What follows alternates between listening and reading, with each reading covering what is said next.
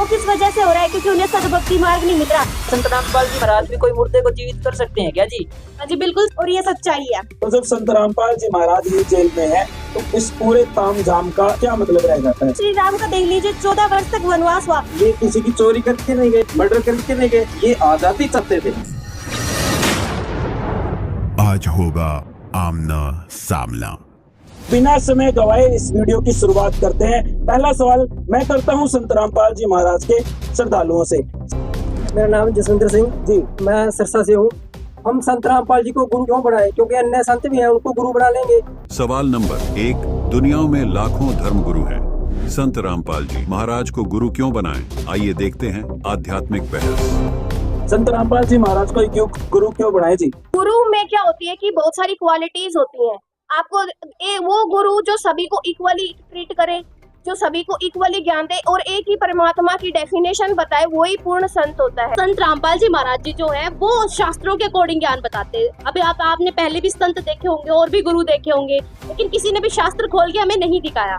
और दूसरी बात, रही बात गीता जी के अध्याय नंबर 15 के श्लोक 1 से 4 में संसार रूपी उल्टा लटका हुआ वृक्ष है, और उसमें बताया कि जो पूर्ण गुरु होगा वो उस संसार रूपी उल्टे लटके वृक्ष की हर एक चीज, हर एक उसकी टहनी क्या है, उसकी शाखा क्या है, उसकी जड़ क्या है, वो सारी चीजें वो बिल्कुल एक्सप्लेन करेगा, हर एक चीज को वेदों से प्रमाणित करेगा। दर्शकों, आध्यात्मिक बहस में सवाल उठा कि संत रामपाल जी महाराज को गुरु क्यों बनाएं? आ रहा आखिर कैसे इन लाखों धर्म गुरुओं की भीड़ में उस परम संत को पहचाने जो न सिर्फ उन्हें सही ज्ञान दे बल्कि उनके जीवन में जो दुख हैं उनका समाधान भी करे। तो आइए आज आपको इस उलझन से बाहर निकालते हैं। दर्शकों, अब कुछ बातों पर गौर कीजिए। यदि आप अपने शास्त्रों पर जैसे कि गीता, वेद, कुरान, बाइबल आदि पर पूरा विश्वास रखते हैं तो निसंदेह आज आपकी तलाश पूरी हो जाएगी। आज आप ये जान पाएंगे कि लाखों धर्म गुरुओं की भीड़ में कौन है पूर्ण संत। वहीं अगर आप पवित्र वेदों पर विश्वास करते हैं तो उठाइए पवित्र सामवेद, जिसके संख्या नंबर 822 पर साफ साफ लिखा है कि वो पूर्ण संत 3 बार में अपने भक्तों को नाम दीक्षा देता है। इसके साथ ही यजुर्वेद अध्याय 19 मंत्र 25 व 26 में लिखा है कि वह पूर्ण गुरु वेदों के अधूरे वाक्यों अर्थात सांकेतिक शब्दों व 1/4 श्लोकों को पूरा करके विस्तार से बताएगा। वो 3 समय की पूजा बताएगा। सुबह पूर्ण परमात्मा की पूजा, दोपहर को विश्व के देवताओं का सत्कार और संध्या यानी सूरज ढलने के बाद की आरती। संत रामपाल जी महाराज एकमात्र ऐसे संत हैं जिन्होंने वेदों के आधे अधूरे अनुवादों को सही सही बताया है, जिन्होंने गीता व अन्य सभी ग्रंथों का गूढ़ रहस्य जो आज तक अनसुलझी पहेली बने हुए थे उनको भी सरलता से सुलझाया है। संत रामपाल जी ही वो संत हैं जो अपने भक्तों को 3 समय पूजा करने का प्रावधान बताते हैं। वो अपने शिष्यों को सुबह का नित्य नियम, दोपहर की रमेणी और संध्या की आरती करने को कहते हैं। संत गरीबदास जी महाराज ने सूक्ष्म वेद की वाणियों में भी कहा है, सतगुरु के लक्षण कहूँ मधुरे बैन विनोद, 4 वेद 6 शास्त्र कहे 18 बोध। संत गरीबदास जी अपनी वाणी में पूर्ण संत की पहचान बता रहे हैं कि वह पूर्ण संत 4 वेदों, 6 शास्त्रों, 18 पुराणों आदि सभी ग्रंथों का पूर्ण जानकार होगा, अर्थात उनका सार निकाल कर बताएगा। संत रामपाल जी महाराज एकमात्र संत है जिन्होंने सभी सदग्रंथों को टीवी पर खोल खोल कर दिखाया है। संत रामपाल जी महाराज प्रथम बार में श्री गणेश जी, श्री ब्रह्मा सावित्री जी, श्री लक्ष्मी विष्णु जी, श्री शंकर पार्वती जी व माता शेरां वाली का नाम जाप देते हैं, जिनका वास हमारे मानव शरीर में बने चक्रों में होता है। मूलाधार चक्र में श्री गणेश जी का वास, स्वाद चक्र में ब्रह्मा सावित्री जी का वास, नाभि चक्र में लक्ष्मी विष्णु जी का वास, हृदय चक्र में शंकर पार्वती जी का वास, कंठ चक्र में शेरां वाली माता का वास है। और इन सब देवी देवताओं के आदि अनादि नाम मंत्र होते हैं जिनका वर्तमान में गुरुओं को ज्ञान नहीं है। इन मंत्रों के जाप से ये 5 चक्र खुल जाते हैं। इन चक्रों के खुलने के बाद मानव भक्ति करने के लायक बनता है। संत गरीबदास जी अपनी वाणी में प्रमाण देते हैं कि 5 नाम गुज गायत्री आत्म तत्व जगाओ, ओम किलियम हरियम श्रीयम सोहम ध्याओ। संत गरीबदास जी बता रहे हैं कि 5 नाम जो गुज गायत्री है, इनका जाप करके आत्मा को जागृत करो। फिर दूसरी बार में 2 अक्षर का जाप दिया जाता है जिनमें एक ओम और दूसरा तत् जो कि गुप्त है। संत रामपाल जी सिर्फ अपने उपदेशी शिष्य को बताते हैं जिनका श्वास के साथ जाप किया जाता है। फिर तीसरी बार में सार नाम देते हैं जो कि पूर्ण रूप से गुप्त है। दर्शकों, आध्यात्मिक ज्ञान चर्चा में सवाल पूछा गया कि संत रामपाल जी महाराज से ही नाम दीक्षा क्यों लें? तो आइए एक बार संत रामपाल जी महाराज के आध्यात्मिक प्रवचनों से भी जान लेते हैं कि तत्वदर्शी संत की क्या पहचान है। अब श्रीमद् भगवत गीता अध्याय नंबर 15 के श्लोक नंबर 1 से 4 में निष्कर्ष है कि उल्टे लटके हुए संसार रूपी वृक्ष के सभी विभागों को जो बता देगा, स वेदविद, वो तत्वदर्शी संत है, वो वेद के तात्पर्य को जानने वाला। तो परमेश्वर कबीर जी ने 600 वर्ष पहले अपनी सच्चिदानंद घन ब्रह्म की वाणी में सूक्ष्म वेद में बताया, अक्षर पुरुष एक पेड़ है, निरंजन वा की डारे, तीनों देवा शाखा हैं, ये पात रूप संसार। ये देखिएगा, ये एक संसार रूपी उल्टा लटका हुआ वृक्ष जानो, जिसके ऊपर को जड़ है और नीचे को तीनों गुण रूपी शाखा है, रजगुण ब्रह्मा, सतगुण विष्णु, तमगुण शिव जी। ये संसार रूपी वृक्ष समझो। अब जो जमीन से बाहर दिखाई देता है उसको वृक्ष बोलते हैं।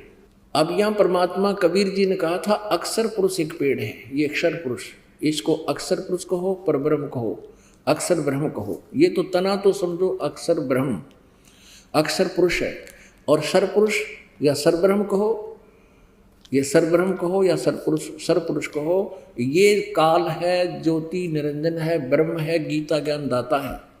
और इसके 3 पुत्र हैं, 3 शाखाएं हैं, रजगुण ब्रह्मा, सतगुण विष्णु, तमगुण शिव जी। और ये गुप्त है जो परमात्मा, ये परम अक्षर ब्रह्म है। ये परम अक्षर ब्रह्म है जिससे सबका धारण पोषण होता है। ये परम अक्षर ब्रह्म है, इसको पूर्ण ब्रह्म परमेश्वर भी कहते हैं। ये मूल है पूरे संसार रूपी वृक्ष की। तो अक्षर पुरुष एक पेड़ है, परमेश्वर कबीर जी ने बताया था अक्षर पुरुष एक पेड़ है, निरंजन वा की डार, और तीनों देवा शाखा है, पात रूप संसार। अब ये पूरा एक संसार रूपी वृक्ष है। और गीता अध्याय नंबर 15 के श्लोक नंबर 1 में कहा है कि जो इन उल्टा लटके संसार रूपी वृक्ष के सभी पत्तों से लेकर, जड़ से लेकर पत्तों तक बता देगा, वो तत्वदर्शी संत है। ये पहचान बता दी।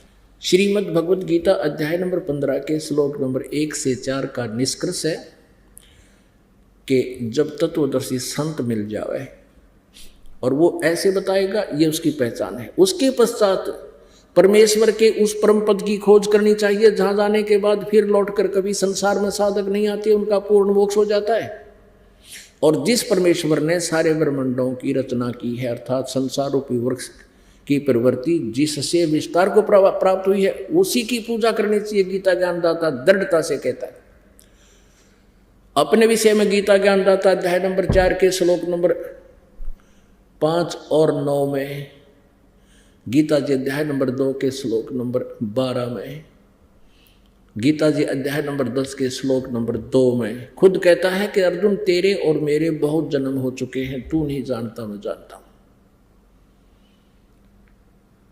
और ये ना समझ कि ये सभी सैनिक पहले नहीं थे, तू नहीं था या मैं नहीं था, अर्थात हम, तू, मैं और ये सब पहले भी जन्मे थे, आगे भी जन्मते रहेंगे। इससे सिद्ध है कि गीता ज्ञान दाता स्वयं ही नाशवान है, सरपुरुष है, तो इसके साधक भी नाशवान है।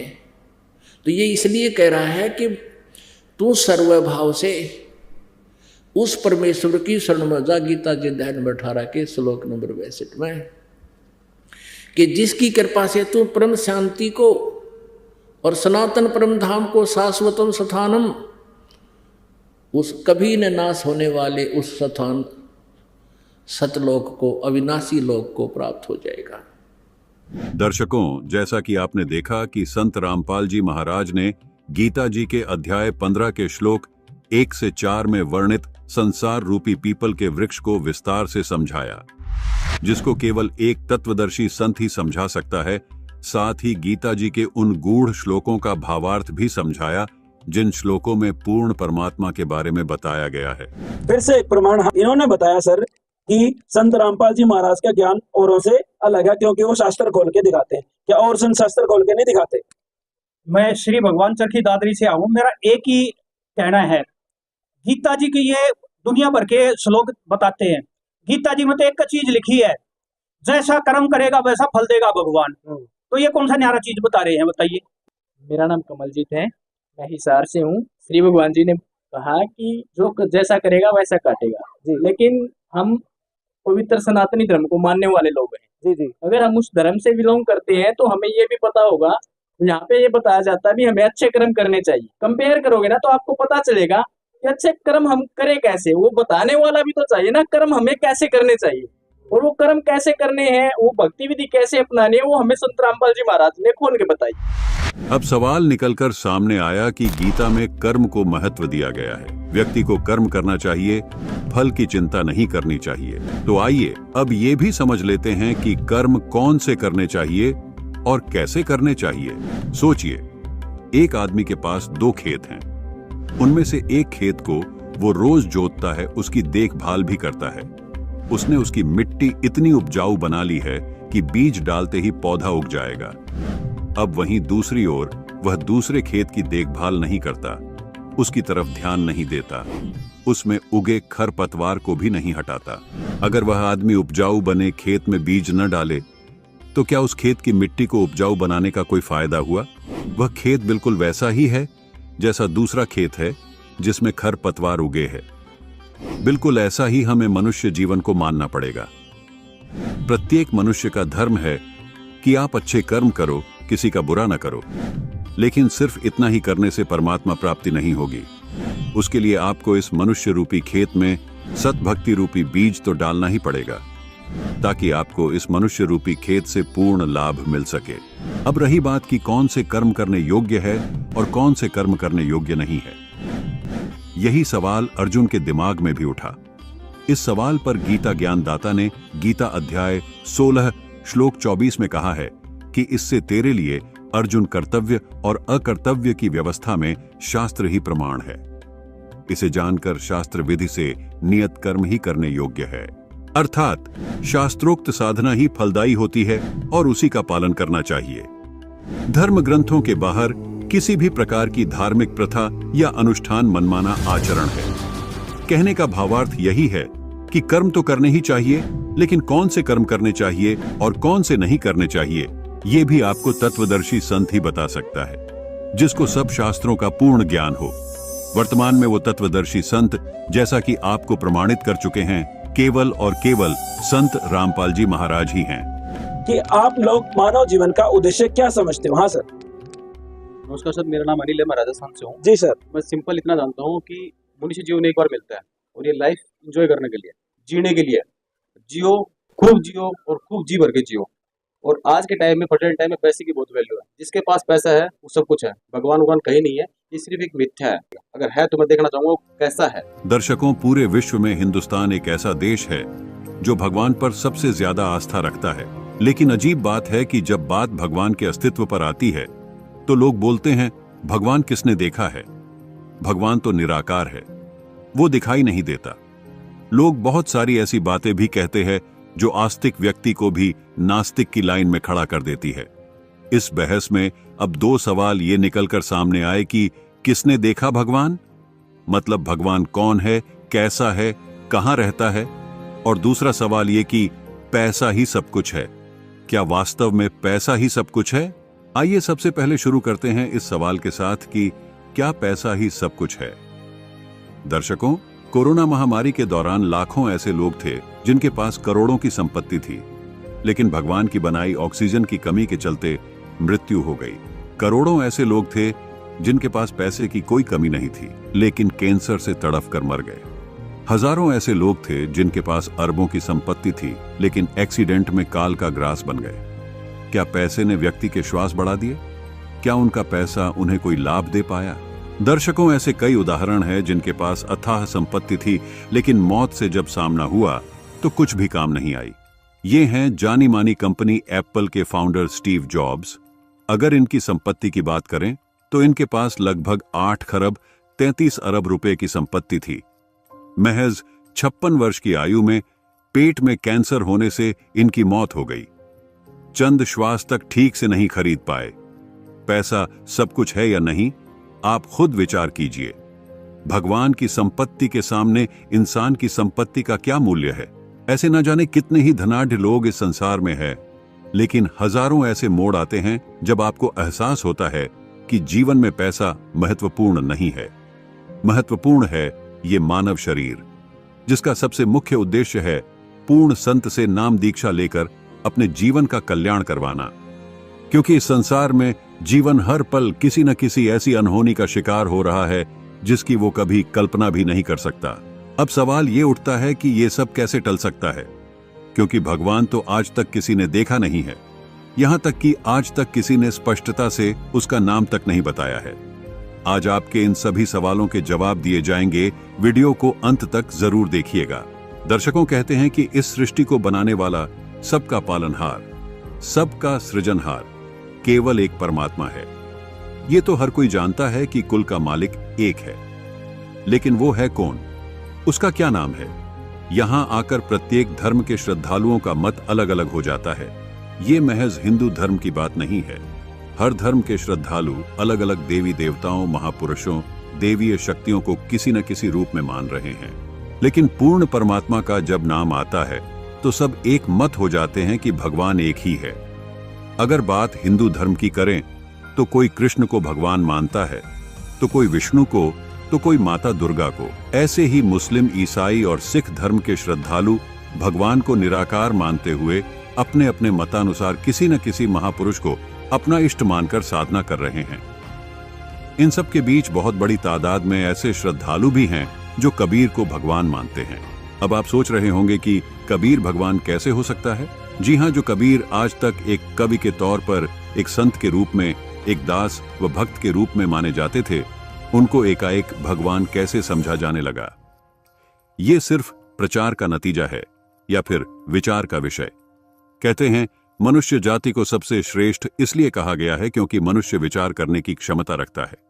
तो फिर चलिए आज इस पहलू पर विचार करते हैं कि कौन है कबीर। वो परमात्मा नर आकार है, मनुष्य सदृश्य है, वो सह शरीर है, उसका नाम कबीर है। और ऊपर सतलोक में रहता है, वहां भी मनुष्य सदृश्य है, राजा के समान मुकुट धारण करता है वो परमात्मा। अभी सभी पवित्र धर्मों के पवित्र सदग्रंथों से प्रमाणित किया जाएगा। ये देखिएगा, यजुर्वेद प्रकाशक हैं सार्वदेशिक आर्य प्रतिनिधि सभा 2/5 महर्षि दानंद भवन, रामलीला मैदान, नई दिल्ली। ये यहाँ से छपा है। मुद्रक है Prince offset printers 1510 Pataudi house, Daryaganj, नई दिल्ली से। इस 5वें अध्याय का 32वां श्लोक आपको दिखाते हैं। ये है 5वां अध्याय, 5वां, और ये यजुर्वेद, ये 32वां अध्याय श्लोक है, मंत्र है। यहाँ लिख रखा उसी गसी कबीर अंगारी असी। अब हम इसको कबीर बोलते हैं, बै कबीर, ये वह है, हम वह बोला करें। जैसे किसी का नाम वेद प्रकाश होता, हम कहेंगे आ वेद प्रकाश आजा। जैसे कोई धर्मवीर है तो धर्मवीर बोला करें हम, ये हमारा अपना लोकल लैंग्वेज है। तो हम इसको कबीर को कबीर बोलते हैं। अंगारी माने पापों का शत्रु, बमभारी माने बंधनों का शत्रु, इन्हीं का। फिर है सवर ज्योति रित धामा असी। ये देखो, हे जगदीश्वर, जिस कारण आप कांतिमान है। अंगारी माने छोटे चलन के जीवों, छोटे चलन वाले जीवों के शत्रु नहीं। ये तो बकवाद कर रखी, अनुवाद ठीक नहीं किया। अंग अरि माने शत्रु, अरि इसको संधि छेद करें, अंग अरि। अग अग माने अंग माने पाप होता है, पाप का शत्रु। और इसने क्या कर दिया, इसका अर्थ यूँ कर दिया, संधि छेद करते समय इसको ऐसे कर दिया। और हम इसको अगर, जैसे ये यजुर्वेद है, यही इसका इन्हीं से सेट होगा ये मामला। अब ये 36वां अध्याय यजुर्वेद का दानंद द्वारा अनुवाद है इसका। इसके प्रथम मंत्र में लिखा है रचम वाचम परपदे मनो यजु परपदे। ये यजु शब्द है ना ओनली, और यहाँ अनुवाद किया इसने इसका। इसमें यजु का अर्थ यजुर्वेद लिख दिया, बिल्कुल सही किया। अब ये यजु है, यहाँ लिखना पड़ेगा कि ये यजुर्वेद के विषय में है। ये पूरा अब बना इसका अर्थ यजुर्वेद। तो यहाँ ये देखो कवि है, इन्होंने यहाँ कवि कर दिया इस 5वें अध्याय का। और ये जो 32वां श्लोक हम पढ़ रहे हैं, इसमें ये जो कबीर शब्द है, इसको इन्होंने ऐसे कर लिख दिया। अब इसका अर्थ करते समय यह लिखना चाहिए था कबीर देव लिख देते। ये कबीर वह लिख के कबीर लिख देते, कबीर देव लिख देते, तो हम उसको कबीर देव बोल रहे हैं। कबीर देव, हम उसको कबीर देव, देव माने परमेश्वर, कबीर साहब हैं, यहाँ लिखना चाहिए वो कबीर देव हैं। ये कहना कवि, इनकी वो समस्या भी हल हो जाए। कवि, वो कबीर देव लिखना था, कबीर देव हैं, हम उसको कबीर साहब बोलते हैं। कबीर अपनी लोकल लैंग्वेज में वो कबीर साहब हैं। बमभारी माने बंधनों के, अरि माने शत्रु, ये तारा दिए जिसकी बकवास है विस्तार तेरा। अरि माने शत्रु, बंधनों के शत्रु, बस ये छोड़ दो, यानी बंधन के शत्रु। अरि माने शत्रु, बम्ब माने बंधन, बंधनों के शत्रु बंदी छोड़ हैं कौन? वो कबीर हैं, कबीर देव हैं। और अंगारी माने पाप नाशक, ये गलत अनुवाद किया इसने। और फिर कौन है वो? रत धामासी, रत धामा, सतधाम युक्त, सतलोक युक्त। हम सतधाम कहें, उन्हें सतधाम, सतलोक कह देते हैं। लोक कहो धाम कहो एक ही बात है। सतलोक युक्त यानी रत धामा, यानी वो सतलोक वाले हैं, सतलोक में रहते हैं। और सवर ज्योति, स्वयं प्रकाशित, सवर ज्योति इन अड़ंगा कर रखा है, अंतरिक्ष को प्रकाश करने वाले। सवर ज्योति का अर्थ है स्वयं प्रकाशित, तेजो में शरीर युक्त परमात्मा है। यह है ऋग्वेद मंडल नंबर 9 सूक्त 82 का। ऋग्वेद मंडल नंबर 9 और सूक्त 82। और यहां देखें, ये है 82वां, 81वां समाप्त हुआ, ये 82वां शुरू हो जाता है। इसका प्रथम मंत्र,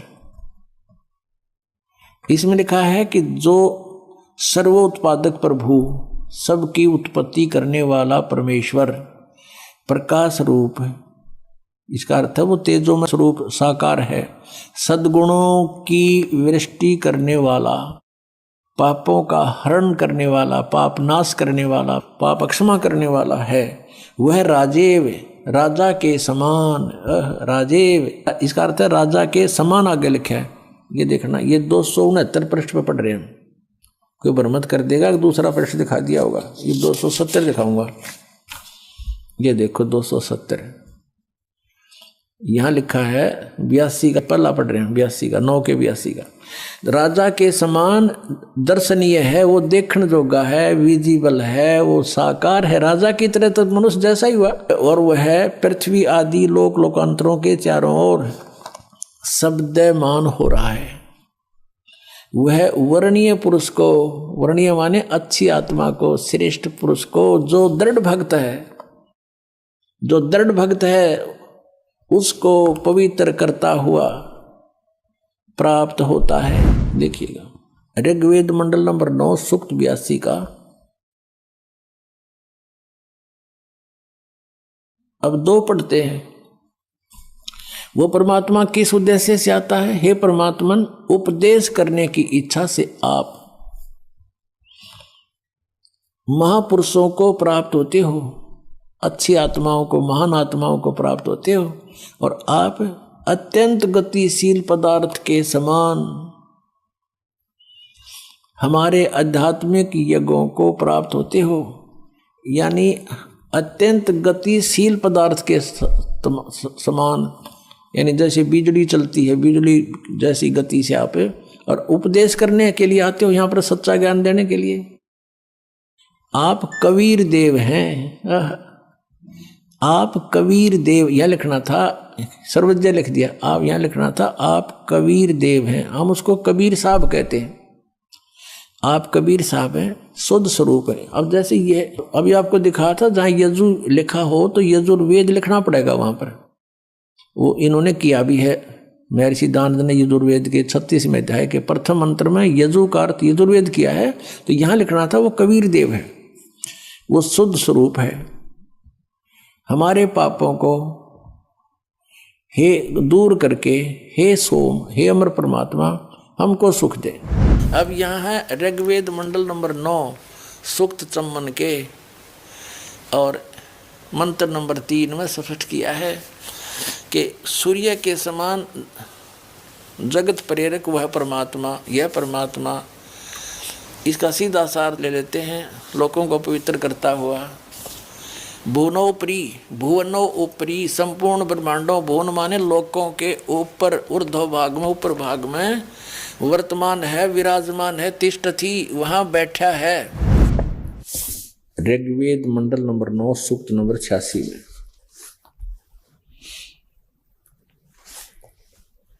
और 26 मंत्र ये क्या बताता है कि यज्ञ करने वाले यजमानों के लिए परमात्मा, यज्ञ माने धार्मिक अनुष्ठान, शास्त्र अनुकूल करने वाले यजमान माने भक्तों के लिए परमात्मा सब रास्तों को सुगम करता हुआ उनके विघ्नों का मर्दन करता है, उनके संकटों का नाश कर देता है और उनको पवित्र करता हुआ और अपने रूप को, यानी साकार है ना भगवान, इनके शब्दों में अपने रूप को सरल करता हुआ वह कांति में परमात्मा सर्वज्ञ लिखा। कवि, हम इसको कबीर देव, वो कबीर देव विद्युत के समान यानी बिजली की तरह क्रीड़ा करता हुआ वर्णीय पुरुषों को, श्रेष्ठ आत्माओं को, अच्छी आत्माओं को प्राप्त होता है, मिलता है। कहाँ रहता है वो? 27 में लिखा है, गणना नहीं यहीं से पढ़े, जो परमात्मा ध्रुवलोक के, ये प्रकाश पुंज परमात्मा यानी तेज पुंज का भगवान है, ऊपर तेज पुंज कहो चाहे प्रकाश पुंज कहो, जो परमात्मा ध्रुवलोक के तीसरे पृष्ठ पर विराजमान है, जो वहां रहता है तीसरे पृष्ठ पर, वहां से चल कर आकर मिलता है, प्रकाश रूप है। पुण्यात्मा, वेद पढ़े पर भेद न जाने, ये बात से पुराण 18। वेद पढ़े पर भेद न जाने, गुरु बिन काहू न पाया ज्ञाना, जो थो था बूछड़े मूड किसाना। गुरु बिन वेद पढ़े जो प्राणी, समझे न सार रहे अज्ञानी। ये अज्ञानी रहे इन वेदों को पढ़ा करते, और मैं ऋषि को आगे इन कक्का भी नहीं पता था। अब जैसे परमात्मा मनुष्य दृश्य ये सिद्ध होगा, राजा के समान देखने जोगा है, और वहां से गति करके आता है, जिन महापुरुषों को मिलता है, जिन महापुरुषों ने मिला उन्होंने बताया कबीर इज गॉड। वो कबीर देव काशी में, हम सुल्तानी नानक तारे दादू को उपदेश दिया, जात जुलाहा भेद न पाया, वो काशी माए कबीर हुआ। आदरणीय गरीबदास साहिब जी गांव छोड़ानी जिला दद्दर वाले, जिनको भगवान आकर मिले थे, क्या कहते हैं गरीबदास साहिब ने फिर बताया है कि या दुनिया दा जीवन झूठा भूल गए मर जाने नू, और सर्व कला सतगुरु साहिब की हरियाए हरियाणे नू। वो परमात्मा हरियाणा में आए गरीबदास जी 280 वर्ष पहले, लगभग सन 1727 में, लगभग 300 वर्ष हो गए, 300 वर्ष से भी ऊपर हो गए।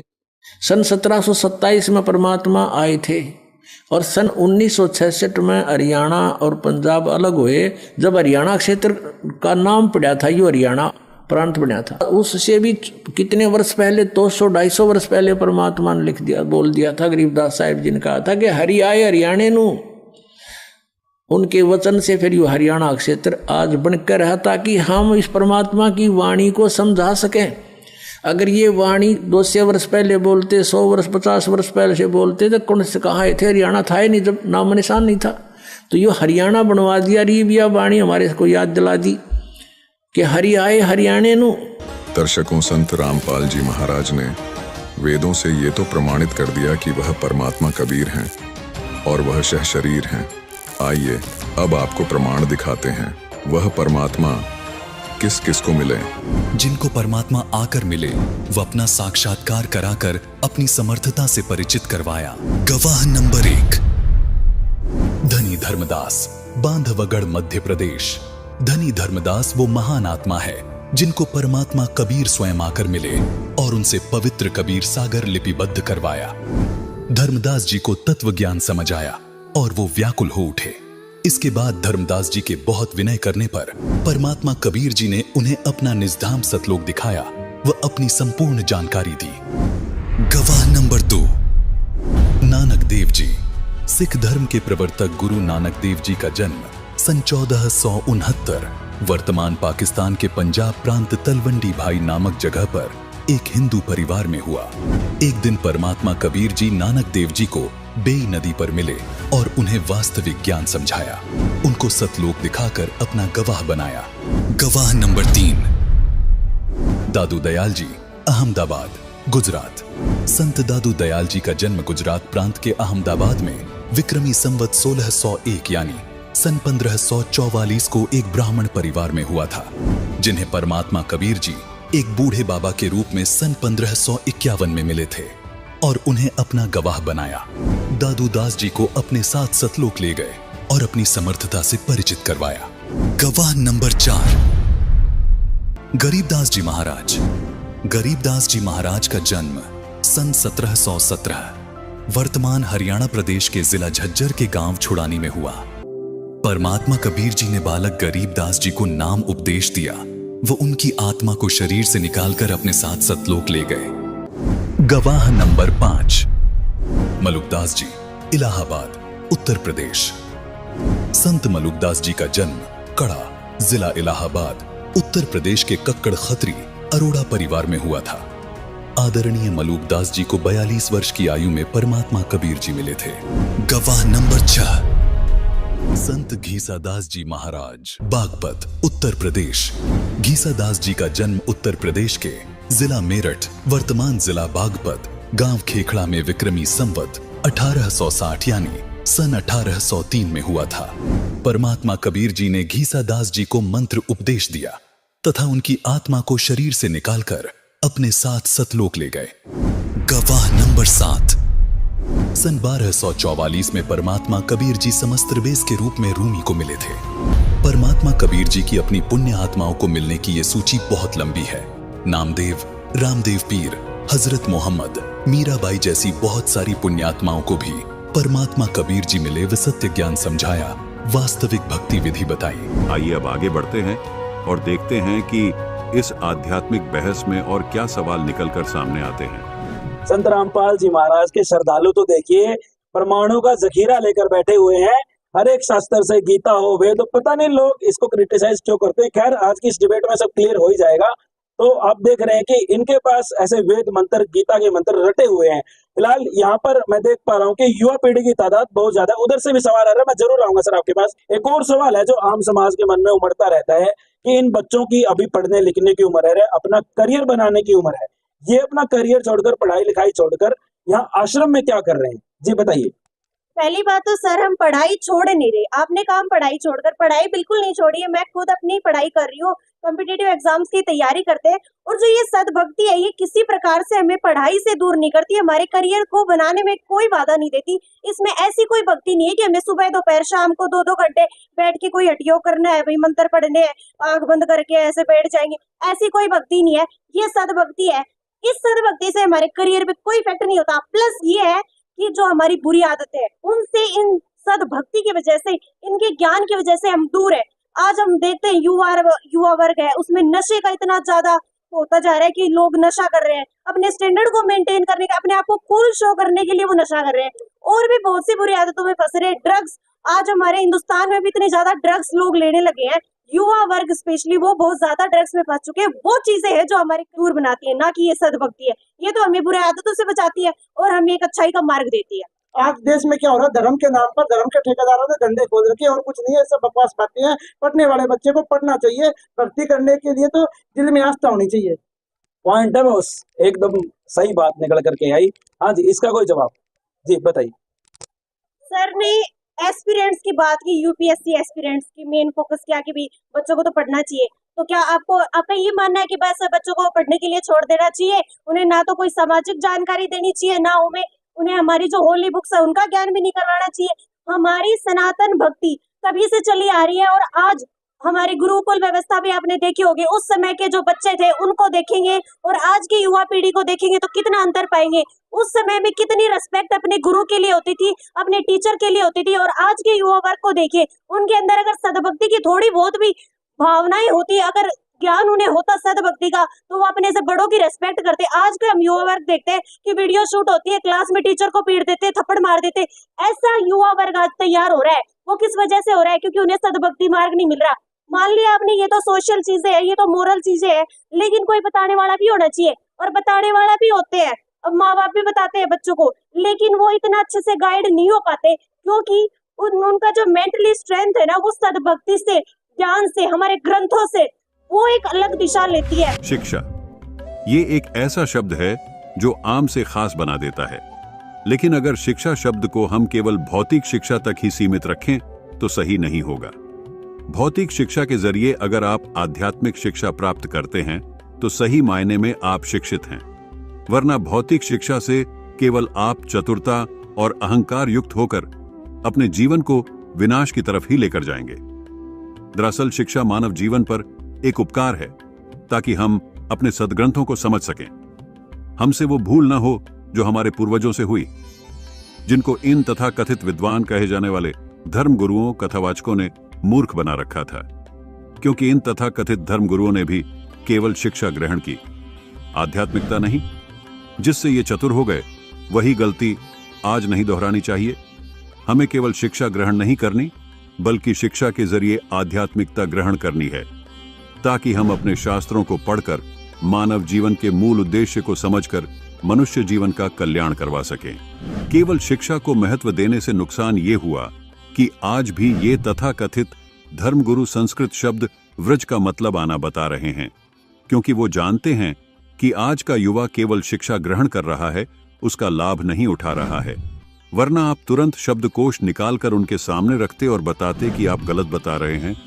लेकिन संत रामपाल जी महाराज के अनुयायी शिक्षित होने का सही लाभ उठा रहे हैं। इसीलिए सवाल पूछ रहे हैं कि यदि देवी भागवत पुराण में ब्रह्मा, विष्णु, महेश नाशवान हैं, तो आज तक पूर्ण परमात्मा बताकर, उनको अविनाशी बताकर हमसे गलत साधना क्यों करवाई गई? कबीर को जुलाहा बताकर, कवि बताकर उनकी वास्तविक जानकारी क्यों छिपाई गई? आज संत रामपाल जी महाराज ने शिक्षा का सही इस्तेमाल करके समाज को ये समझाया कि अगर कबीर साहेब इतने साधारण जुलाहा या कवि थे तो सह शरीर सतलोक कैसे चले गए? कैसे कोई साधारण व्यक्ति कमल के फूल पर प्रकट हो सकता है? वेदों से कबीर साहेब की परवरिश की लीलाएं कैसे मेल खा रही हैं? इसलिए संत रामपाल जी महाराज कहते हैं कि शिक्षा को केवल अपने जीवन के निर्वाह हेतु नहीं, बल्कि अपने मोक्ष कल्याण हेतु प्रयोग कीजिए। अध्यात्म को समझिए, अपने ग्रंथों को फिर से पढ़िए, ताकि आपके जीवन में आने वाले संकट आध्यात्मिक पढ़ाई पढ़ने से खत्म हो सके। आपको शिक्षा इसलिए परमात्मा ने दिलाई है कि आप परमात्मा पहचान लो। न इस रोजी रोटी के लिए इस शिक्षा की कतई जरूरत नहीं थी। पहले हमारे पूर्वज थे, अपना सिंपल वे से कच्ची झोपड़ी डालकर मकानों में गुजारा करते थे। 20-20, 10-10 पीढ़ी ऐसे पार होगी, निकल गए यहाँ से कब टाइम पास करके। और जब से ये शिक्षा मिली है हमें, इस भौतिक सुख तो गणा दिखा, पर दुख टेंशन बिना गिनती की होगी। अब इसको देना अनिवार्य था नहीं, पहले परमात्मा ने ये विष आपके ऊपर नहीं आने दिया। अब इसलिए ये शिक्षा आपको इसको बहुत अच्छा मानते हैं, लेकिन अच्छा ये इस दृष्टिकोण से तो अच्छा है कि हम भगवान पहचान लेंगे अब बस, और बाकी डॉक्टर बन गए, इंजीनियर बन गए हैं, और कोई IAS IPS बन गए। ये तो पेट का रोला सारा। इसके लिए इसकी जरूरत हमने नहीं थी। अपना 2 रोटी चाहिए थी आराम से, और सिंपल वे से रहता वो जीव सुखी है। इन कोई भी सुखी नहीं प्राणी, चाहे कितना आप बड़ा अफसर हो, अधिकारी हो, चाहे मंत्री हो, चाहे मुख्यमंत्री हो, वो सुख नाम की चीज़ नहीं उनके पास, क्योंकि हमें पता नहीं। परमात्मा ने हमें बताया कि 21 ब्रह्मांड में सुख नाम की चीज़ नहीं है, कभी भूल लाग रही हो तुम्हारे। लेकिन ये शिक्षा जो मिली है, इसका उद्देश्य ये है कि हम भगवान पहचान लेंगे, अपना पीछा छुटवा लेंगे और वहाँ चले जाओगे जहाँ जरा और मरण नहीं होता, वहाँ वृद्धावस्था नहीं होती, वहाँ पर मृत्यु नहीं होती। तो फिर हम वही ना रहेंगे, यहाँ क्या करेंगे? यहाँ जो कितना सुखी है आपके पास, बच्चे भी हैं, संतान अच्छी है आपकी, और खूब यहाँ संसारिक भौतिक सुख भी है। कल मृत्यु हो जा, भक्ति बिना अगले दिन गधा बन गया, बता चाट ले उस ठाठ ने जो छोड़ के चला गया, क्या काम आया आपके?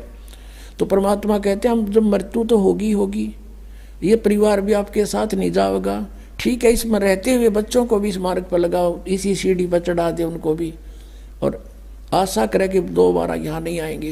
हे भगवान, सपने में भी नहीं सोचा फिर जन्म हो मेरा आया, फिर जन्म हो गया, या दुरुक्ति फिर शुरू है जो ई सफ़र कर रहे हो आप, ना जाने कब ये पूरा हो जा, कब छोड़ के जाना पड़ जा।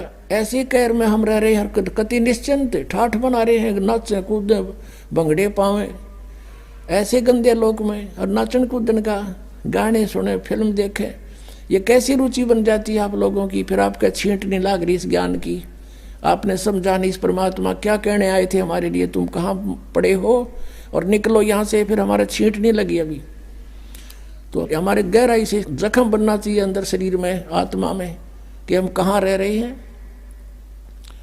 नानक साहब जी से पूछा था कि आप यहाँ हमेशा मायूस से रहते हो, तब उन्होंने कहा था भाई मायूस क्यों ना रहे, ना जाने यहाँ के बिजली पड़ जाए 1 मिनट में, ना जाने काल की कर डारे किस भी डर जा पासावे, और जिनाते सरते मौत खुड़कती उनानू केड़ा हंसावे।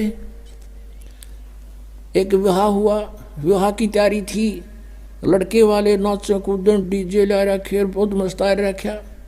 अगले दिन बारात जावे थी, 20 किलोमीटर गए थे अपने शहर से, वहाँ दुर्घटना होगी, दूल्हा भी मर गया और 5 और मर गए।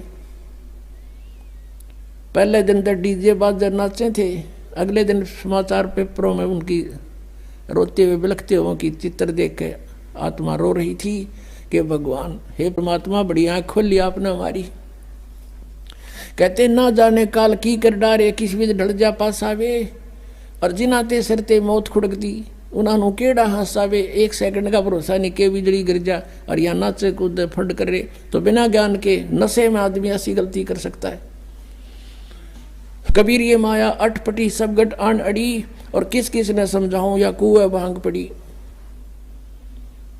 तो अब ये भांग को उतारने का एंटीबायोटिक कैप्सूल, ये प्रवचन और ये ज्ञान, ये मंत्र रूपी औषधि आपको कानों के माध्यम से प्रवेश की जा रही है।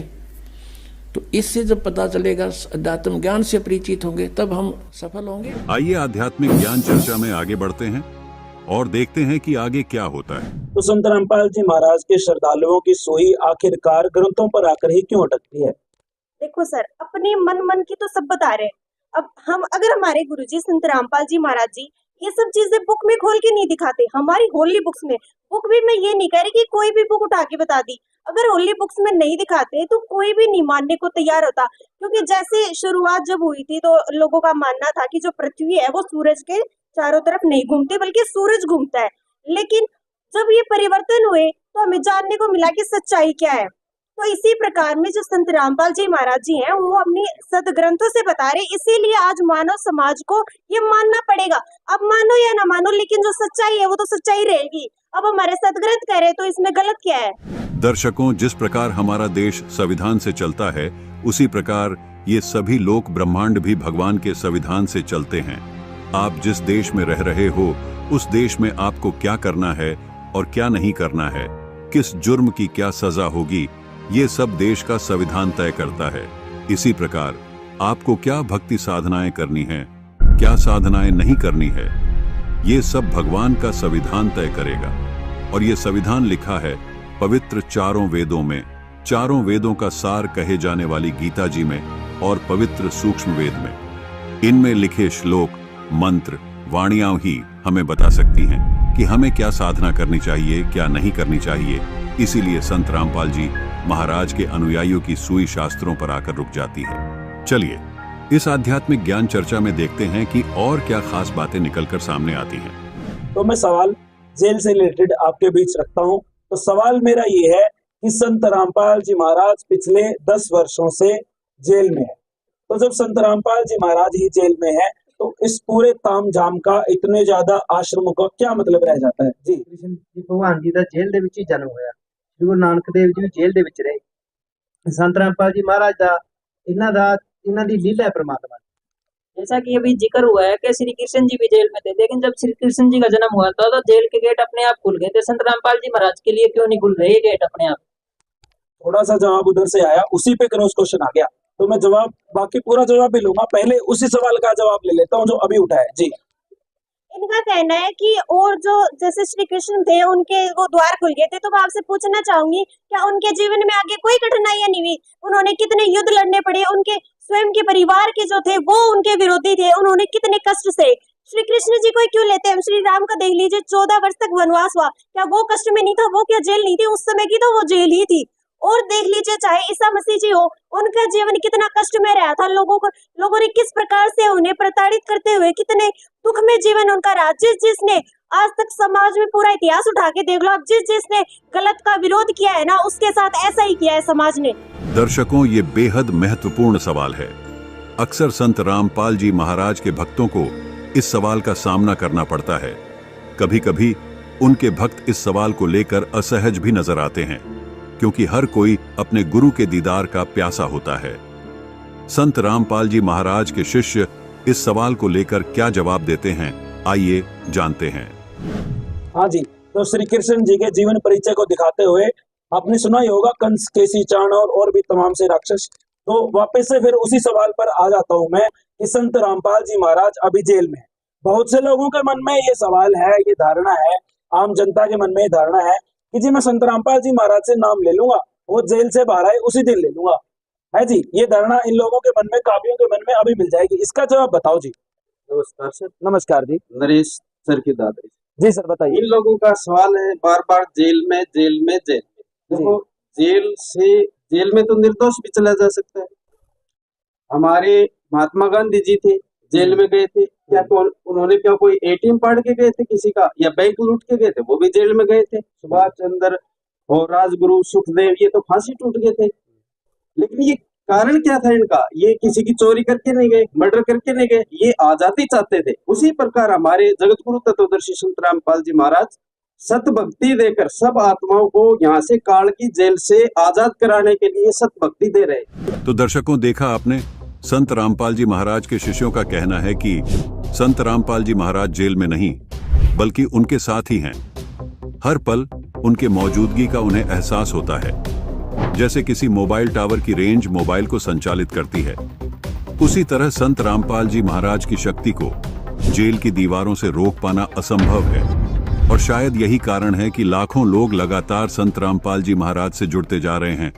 उनकी शक्ति लगातार उनके अनुयायियों को लाभ पहुंचा रही है। दर्शकों, जब संत रामपाल जी महाराज के भक्तों से ये पूछा गया कि संत रामपाल जी जेल में बैठकर आपको लाभ कैसे दे रहे हैं, तो सुनिए उन्होंने क्या जवाब दिया। एक संत इतनी दूर बैठा है और आप लोग उस संत से उस टीवी के माध्यम से नाम दीक्षा लेते हो, तो आपको लाभ कैसे हो जाते हैं? आज के युग में इस चीज पर कैसे विश्वास किया जा सकता है? जी, हमें इस वजह से लाभ होते हैं क्योंकि हम सच्चे मार्ग से सद्भक्ति करते हैं। अगर वो संत हमसे दूर भी बैठा है, हम ये भी तो कह सकते हैं कि शिव भगवान, विष्णु भगवान हमसे इतने दूर बैठे हैं, तो हम उनकी भक्ति क्यों करें? वो भी तो हमसे इतने दूर बैठे हैं। ऐसा दूर बैठने का कुछ नहीं है, वो परमात्मा घट घट में विराजमान है, वो हमारे हर जगह विराजमान है। उसके दूर या पास होने से कोई मतलब नहीं होता है, बट ये हमें जानना है कि वो कौन सा सही रास्ता है, सही मार्ग है जिससे हम सद्भक्ति करें और जिससे हमें लाभ प्राप्त हो। जैसे आधुनिक युग में मैं आपको एक बात बताती हूँ, जैसे हमारे पास फोन है, उसका टावर हमसे इतनी दूर है तो हमारे तक वो रेंज पहुंचा रहा है, वैसे ही एक पूर्ण संत होता है जो दूर बैठे हुए भी अपने भक्तों को लाभ दे सकता है। दर्शकों, आइए अब आपको एक ऐसे महात्मा का अनुभव सुनाते हैं जिनकी आध्यात्मिक प्यास और शारीरिक कष्ट का निवारण एक ऐसे संत ने किया जिनको आम लोग जेल में समझते हैं। सर, संत रामपाल जी महाराज जी से नाम दीक्षा लेने से पहले आप क्या भक्ति साधना करते थे? हम अध्यात्म से जुड़े हुए थे और प्रभु परमात्मा के पाने की चेष्टा से, लगन से मैं कई मत पथ में गया, जहां हमको इस जिज्ञासा से गए कि हमको प्रभु परमात्मा की जानकारी होगी। और इस कारण से मैंने रामानंद स्वामी के पथ में, वो देहात में चलने वाले बचन वंश कबीर पंथी में और आर्य समाज में, या वो बाल जोगेश्वर जी में, सतपाल जी में, ठाकुर अनुकूल चंद जी के सत्संग में और प्रजापिता ब्रह्मा कुमारी के सत्संग में, कई स्थानों पर हम लगभग 13 मिशन में घूमे परमात्मा के दर्शन के लिए। लेकिन कहीं से हमें कुछ प्राप्ति नहीं हुआ। कोई तो आंख बंद करने को कह दिया, कोई कहा ध्यान लगाओ, कोई कहा कर्म नेवली करो, कोई कुंडलियां जागृत करने को कह दिया, किसी ने कहा कि वो नाक के ऊपर दोनों दृष्टि जमा करके देखो, भगवान का दर्शन होगा। बहुत हम परेशान में पड़ गए, देखा कि हर जगह वही बात है, ठगी की बात हो रही है। तब हमें कान में एक शब्द मिला निरंकारी मिशन का। जो निरंकारी मिशन 1992 में बहुत कम जत्थे में था, और उस समय जब हमारे ध्यान में आया निरंकारी मिशन, तो उसमें हमने जाकर के ज्वाइन किया और 24 साल तक इस भक्ति में लगा रहा। इस दौरान में मैंने अपने संपूर्ण वैशाली जिले में लगभग 24 ज्ञान केंद्र खोला और ज्ञान प्रचारक हमारे साथ होते थे और मैं प्रचार का काम करता था पूरे बिहार में। कटिहार, वो ठाकुरगंज, पूर्णिया, लगभग 10 से 12 हज़ार लोगों को मैंने प्रभावित करके उनको इस ज्ञान से जोड़ा। सर, आपने बताया कि आप 24 साल तक निरंकारी मिशन से जुड़े रहे, तो सर इस 24 साल में आपको क्या ज्ञान की अनुभूति रही है? सर इसमें हमको मिला जुला कर कोई अनुभूति नहीं हुई और न मैंने कुछ देखा और न इसके हमको कुछ लाभ भी प्राप्त हुए। ऐसे ही हम भजते चले जा रहे थे और उसमें एक साधारण मंत्र था, तू ही निरंकार, मैं तेरी शरण हाँ, मैनू बख्श लो। यही जपते जपते मेरा 24 साल का समय निकल गया, लेकिन इससे कुछ लाभ नहीं हो सका। इस क्रम में मैं दूर दूर जगहों पर जाकर के और सत्संग प्रवचन किया करता था। गुरुगद्दी पर हमको बैठाया जाता था, वहाँ से हम अध्यात्म प्रवचन करते थे, गीता से, रामायण से, कुरान से, पुराण से, वेदों से, शास्त्रों से कह करके लोगों को प्रभावित करते थे। कभी कभी इतने जिज्ञासुओं का भीड़ हो जाता था कि नमस्कार करने में लाइन बन जाती थी और बड़ी भीड़ हो जाती थी। तब हमारे दोनों पैर पर अलग अलग दोनों पैर को करके दायां बायां, एक पर बहनें और एक पर भाइयों का लाइन लगता था और सभी लोग सर पटक करके हमारे चरणों पर नमस्कार करते थे। और उसी में लोग ये जिज्ञासा करते थे कि बाबूजी जरा माथे पर हाथ रख दो, और मैं माथे पर हाथ रख देता था। जरा धौना में, पीठी में दर्द हो रहा है, इस पर जरा हाथ कर दो, ये बच्चे को जो आशीर्वाद दे दो, ये बड़ा बीमार रहता है। ये सब काम हमें करना पड़ता था और उसको करते थे। सर, आपने बताया कि आप निरंकारी मिशन की गद्दी पे बैठते थे, निरंकारी पंथ से जुड़े थे, आप प्रवचन करते थे स्वयं, और फिर आप संत रामपाल जी महाराज जी की शरण में आ गए। सर, आपको क्या ऐसा लगा? निरंकारी मिशन में तो बहुत सारे लोग ने हमारे दुख को मेरे कहने पर जाना, लेकिन उसमें मेरा कोई इलाज नहीं हो सका। और वहाँ तो बड़ी बड़ी औषधालय भी खुली हुई है, क्या क्या है, लेकिन हमको कोई सहारा कहीं से कुछ नहीं मिला और डॉक्टरों से परेशान होकर के हम बिल्कुल निराश हो गए थे और धाराशायी होकर के बेड पर पड़े हुए थे। 5.5 महीना हम लगातार बेड पर ही पड़े रहे, जहाँ पैसे के अभाव में दवा भी नहीं खा पाते थे और हमें खाना भी नहीं खाने का इच्छा होता था। केवल पानी पी के, दूध पी के, एक आध रोटी किसी तरह से खा करके हम पानी पी लेते थे। इसी बीच में हम सोचे कि अब हम नहीं बचेंगे। एक साथी मेरा पंजाब रहता है, वो जब लौट के घर गया तो हमसे भेंट करने गया। जाने के बाद कहा कि आपने कैसी हालत बना ली, बताइए, भगवान का भक्ति करते हैं, ये हालत आपका बन गया है, तो ये कैसे हो गया? हमने कि ऐसे ही हो गया, अब हम क्या करें? तो उन्होंने एक किताब हमको दिया पढ़ने के लिए और वो किताब का नाम था ज्ञान गंगा। ज्ञान गंगा किताब हम पढ़ने के काबिल भी नहीं थे, इतने कमज़ोर हो गए थे। मैंने कहा कि हम किताब तो नहीं पढ़ सकते, ज़रा तुम ही पढ़ के सुनाओ तो अच्छा रहेगा। तो वो 3 रोज आकर के हमको किताब का कहीं कहीं का कोई चैप्टर पढ़ के सुनाया, हमको बहुत अच्छा लगा। अब किसी की किडनी खराब है और उनका डॉक्टर इनकार कर रहा है, कहता है 4 लाख रुपए लगेंगे, और वो बताना है कि नहीं मेरा किडनी ठीक हो गया सतगुरु रामपाल जी की कृपा से। किसी का लीवर खराब है, किसी के स्तन में घाव है, ममाद निकल रहा है, परेशान है, किसी के पेट में दर्द है, लगता है कोई भीतर दांत काट रहा है। ऐसे ऐसे बहुत सारे रिपोर्ट आए। तो मुझे पहले तो धीरे धीरे इस पर विश्वास होने लगा। हमने सोचा कि अब मैं क्या करूं, हम भी अब वहाँ कुछ फ़ोन करके पता करना चाहते हैं। तो उन्होंने कहा कि पता है इसका? तो हाँ, फ़ोन नंबर है। हमने कहा कि रुक जाओ, आज रात में हम सतगुरु रामपाल जी महाराज से हम बात करेंगे, तब हम कल आपको कुछ बताएंगे। तो उन्होंने कहा कि कैसे बताइएगा, वो तो जेल में रहते हैं। हमने कि हम भी तो गुरु की सेवा कर रहे हैं 24 साल से, और ये सतगुरु हैं तो जरूर हम पर कृपा करेंगे, मुझे विश्वास है। ऐसा सोचकर मैं रात में 9 बजे खाना उना खा करके जब सोने गए तो हम तो कुछ जानते नहीं थे, हम तो केवल इनका नाम सुनते थे और किताब में फ़ोटो देखा था। इन्हीं के फ़ोटो को हमने कहा सतगुरु रामपाल जी महाराज की जय, रामपाल जी महाराज की जय 5 बार यही जयकारा लगा करके हम हाथ जोड़ करके प्रार्थना किया कि हे सतगुरु रामपाल जी महाराज, आपकी बहुत सारी प्रशंसा इस किताब के अंदर मैंने सुनी है। बहुत सारे लोगों का बीमारी भी ख़त्म हो गया है, मेरी भी बीमारी ख़त्म करो और मुझे भी ठीक कर दो। अगर ऐसा कर दोगे तो शेष जीवन जो मेरा बचेगा ये हम आपके चरणों में बिताएंगे, आपके चरणों में भक्तों की सेवा करके अपना जीवन बिताएंगे। और ऐसा करिए कि मैं बहुत दुखी हो गया हूँ, अगर ठीक करना है तो आज रात में आकर के आज रात भर में ही हमको ठीक कर दीजिए। 2, 4, 10 रोज लगाइएगा तब इस चीज़ को हम नहीं मानेंगे। ऐसा प्रण करके हम सो गए। कई दिन नींद भी नहीं आ रही थी, उस दिन नींद भी बहुत अच्छा पड़ा। 3:30 बजे भोर की बात है कि हम जहाँ सोए हुए थे उसी में निरंकारी आश्रम चलता था, हर रविवार को सत्संग चलता था। तो रात में 3:30 बजे ये सतगुरु रामपाल जी महाराज वहाँ पहुँच गए। सादा पैजामा, हाफ कुर्ता, गमछा रखे हुए और कुर्ते का रंग थोड़ा हल्का गेरुआ रंग का पहने हुए, हाफ कमीज, और कुर्सी खींच करके उसी जगह बैठ गए। कुर्सी के खींचने का आवाज़ हमको कान में मिला और तब आवाज़ सुन करके हमारी आँख खुल गई। हम देखते हैं कि अरे कुर्सी कौन खींचा। देखते हैं कि सामने में सतगुरु रामपाल जी महाराज बैठे हैं। जैसे वो बैठते हैं उसी तरह से एक पैर पर दूसरा पैर रख करके दोनों हाथ एक साथ करके लगता है जैसे कोई मंत्र कर रहे हो या कुछ कर रहे हो, बैठे हुए हैं। मैंने सोचा कि मैं स्वप्न देख रहा हूँ कि वास्तव में जागृत अवस्था में हूँ, ये समझ में नहीं आया और मैं उनके चरणों में जाकर के नमस्कार किया। फिर उन्होंने पूछा बड़े प्यार से कि बेटे क्यों बुलाए हो हमको। हमने कहा कि दास तो सब 9 बजे रात में ही सब बात आपके चरणों में रख के सो गया है, आप तो अंतर्जामी भी हैं, आप यहाँ आ भी गए, अब हमसे क्या पूछ रहे हैं कि क्या बोला। तो नहीं, तुम ये बोला कि हमको ठीक करना है तो रात भर में ठीक कर दीजिए और नहीं तो 2-4 रोज में करेंगे तो हम नहीं मानेंगे। हम कि जी सरकार ऐसा तो दास बोला है, अब मरता क्या ना करता, बीमारी को तो लाजिम है अच्छा होने का। इसी तत्परता में हम आपके सामने ऐसा बोला है, हो सकता है गलती ही हो गई है, तो आप पिता तुल्य हैं, पिता है ही, आप हमारे माफ़ी करके और हमको ठीक कर दीजिए। हम तो फिर भी यही कहेंगे।